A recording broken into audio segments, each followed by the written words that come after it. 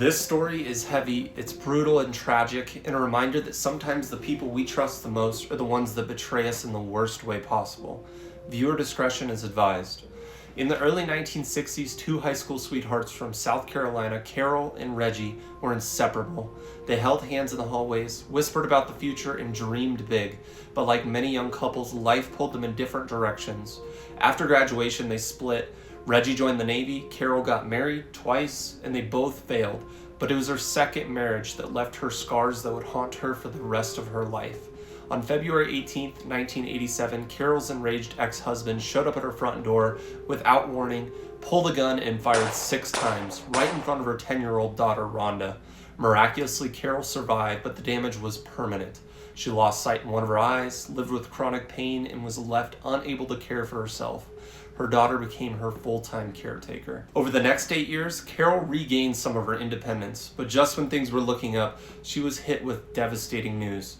Doctors diagnosed her with liver cancer, the result of a tainted blood transfusion she received after the shooting. The blood carried hepatitis C.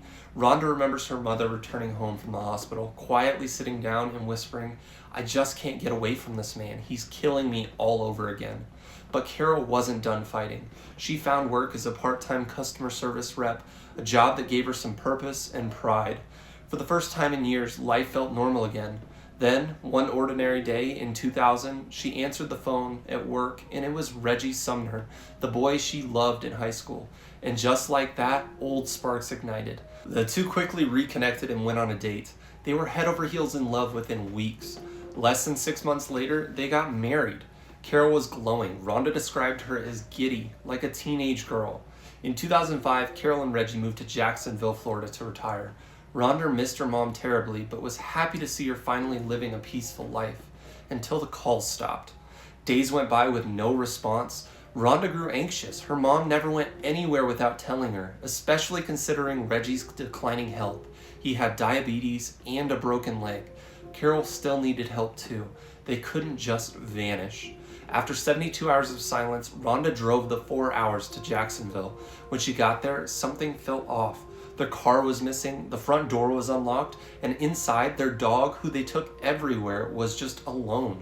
The kitchen table still had plates of half-eaten food, dishes were stacked in the sink, pots sat half-cooked on the stove. Carol was obsessive about her cleanliness. She never would have left the house like that. Then, Rhonda saw something chilling. Her mother's purse, both their medications and their shared cell phone, all untouched on the counter. No one leaves the house without life-saving medication.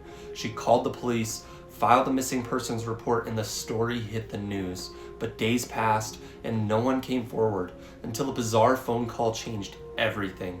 Someone claiming to be Reggie called the police and said the couple wasn't missing. They'd simply taken a trip and would return soon.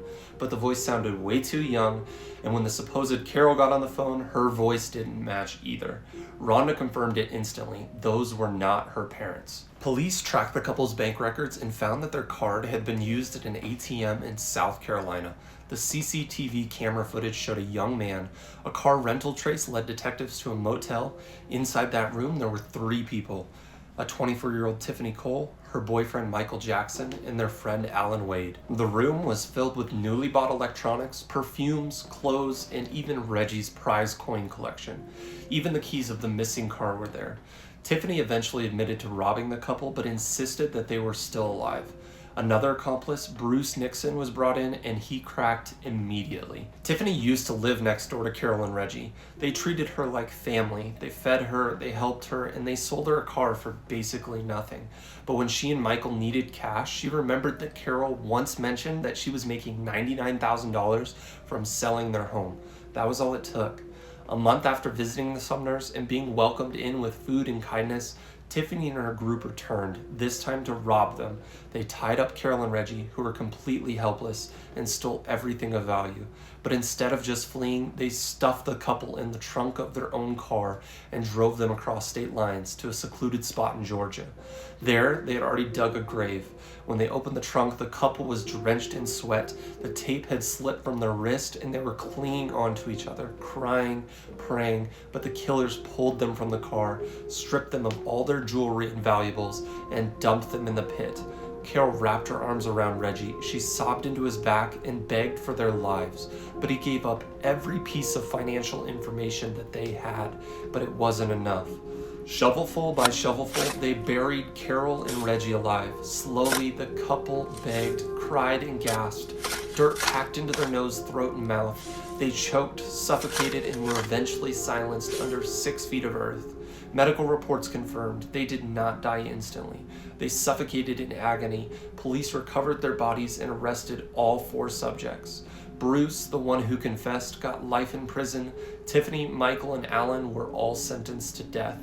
The people Carol and Reggie once loved like family, who they welcomed into their home without hesitation, became the monsters who ended their lives in the cruelest way imaginable.